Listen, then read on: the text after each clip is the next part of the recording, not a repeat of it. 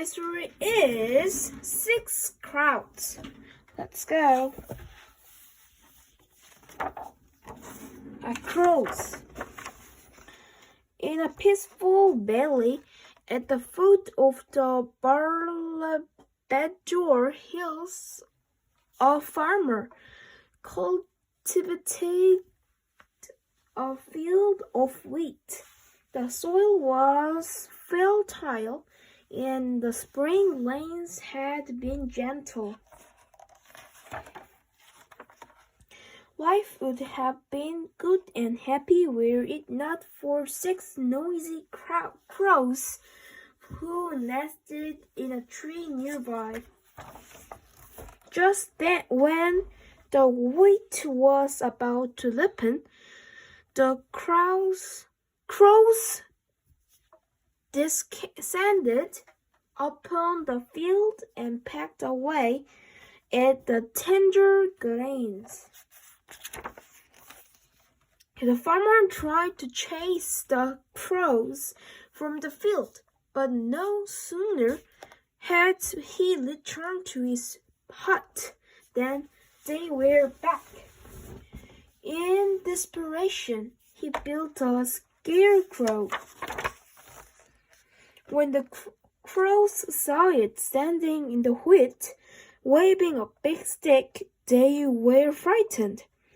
They huddled in their tree and wondered what to do. "We must scare that things away," they said. "But how?" "Let's set the field on fire," shouted the crows.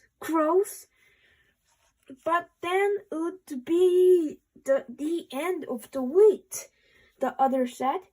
There were many proposals. At last they agreed to make a ferocious kite. They gathered bark and dry leaves and made a fierce and very ugly bird. The next morning, they flew the kite over the field. The scarecrow didn't budge, but the farmer was very frightened. He ran into his hut and bolted the door tight. "I must build a scarier scarecrow," he said. Soon, a giant figure brandishing two swords stood in the wheat field. Its angry mouth seemed to grunt. "That should do it," said the farmer. But when the crows saw the new menace, they gathered more bark and more leaves and built an even larger and more vicious kite. They flew it over the field, back and forth. The farmer was so scared that he didn't dare leave his hut. From her nest in an old tree trunk, an owl had been watching the going on. She shook her head. "I don't know who is sillier, the farmer or the crows," she said. When she noted that the wheat was wilting from neglect, she decided to talk to the farmer. "Why don't you make peace, you and the crows?" she said. "It's too late now," said the farmer angrily. "It's never too late to talk things over," said the owl. Then she went to see the crows.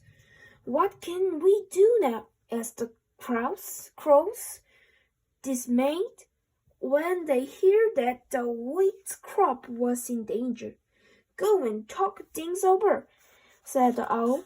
"Words can do magic." The crows and the farmer agreed to meet near the owl's nest. While the owl looked on, they talked and talked, first in anger, then more reasonable, finally like old friends. "I must confess that I miss your happy crackling," said the farmer. "And we missed you wheat," said the crows. Soon they were laughing together. We must thank the owl, said the farmer. But where is she? Her nest was empty. They looked all over. They went to the field. They stood a giant scarecrow. But something was different. The nasty grin had turned into a happy smile. The owl was perched on the giant's arm. What's happened? They asked. Magic, she said. Thank you for watching. Bye bye.